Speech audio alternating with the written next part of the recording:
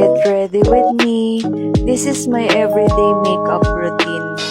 Look at the dark spots and pimple marks around my face. Lagi kong ginagamit itong Very Better sunscreen dahil sunscreen na siya, primer, makeup base, at tone-up cream. Ang paglagay ko nito sa face ko ay yung gusto ko lang gaano kaputi sa face. Hindi na ako gumagamit ng liquid foundation. Ito na talaga yung pinaka-makeup base ko, ang first step sa aking pag-makeup.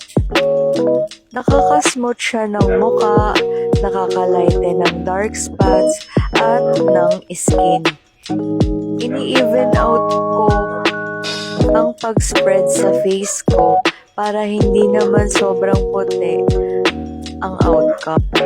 Simula nang gumamit ako nito, hindi na ganun kadami ang pimple ko. Smooth siya sa face at hindi na nagkikake sa face ko katulad ng mga ibang liquid foundation. Look at the result naman. Nakakaputi at nakakaglow ng skin. At the same time, maprotektahan pa yung face natin sa sun damage, blue light, paghawak natin ng cellphone, panonood ng TV and computer, at sa mga environmental stressor katulad ng pollution. As you see, makikita nyo ang difference ng walang sunscreen at may sunscreen. Maputi, makinis at glowing. Ipapantay ko na sa other into it ng face ko ang sunscreen. Nilalagay ko ito sa aking under eyes dahil gusto ko itago ang eye bags ko dahil eye bagin ako. Light na pag-tap-tap lang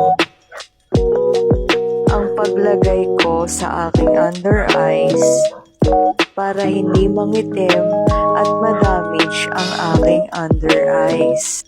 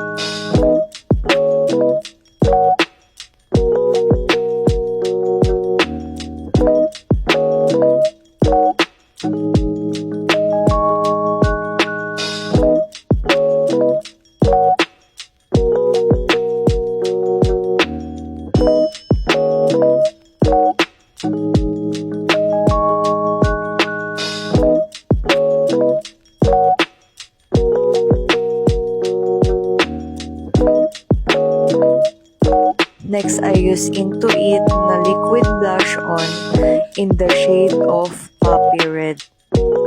Nakaka-blooming siya at anemic ako kaya need ko mag-blush on. Ito ang secret kaya pinkish ang aking cheeks.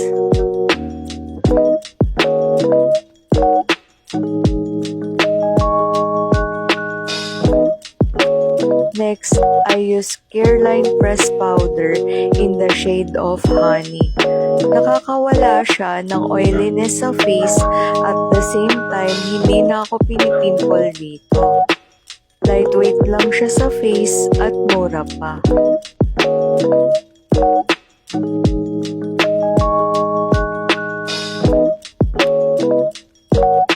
Compare nyo yung oiliness kanina, diba? Nawala siya. Next, I use BYS na pang-contour sa nose ko para mukhang patangos ang nose ko.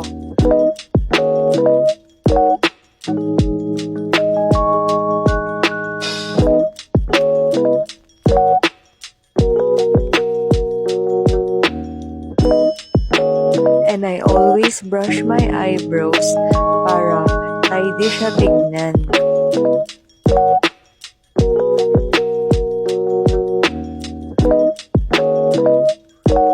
use Focalure Brow Mascara in the shade of BR02.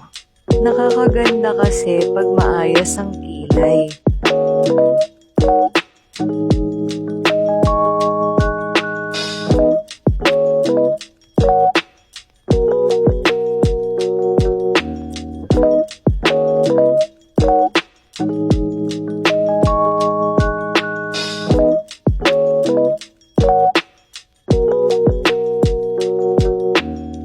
The last part of my makeup routine, I use Better Lipstick in the shade of Dark Cherry. Ito ay lipstick na at lip balm pa siya. Nakaka-calm siya sa labi dahil malamig siya sa lips at sobrang moisturizing. Pwede nyo dagdagan yung color niya. Depende sa gusto nyong tingkad sa lips. Super Shine Tinted Lipstick pala ito for long-lasting color. Nagtatagal ang color niya kahit pagkatapos kumain. By the way guys, dupe pala ito nung sikat na brand at ang shade niya ay Black Hand. The two main products of my everyday makeup routine are Very Better Sunscreen and Better Lipstick in the shade of Dark Cherry. Kaya bili na kayo, the link is in my bio. Ang gusto ko sa makeup na ito ay kahit toxic sa duty, mukhang fresh pa din ako. Look at the result naman.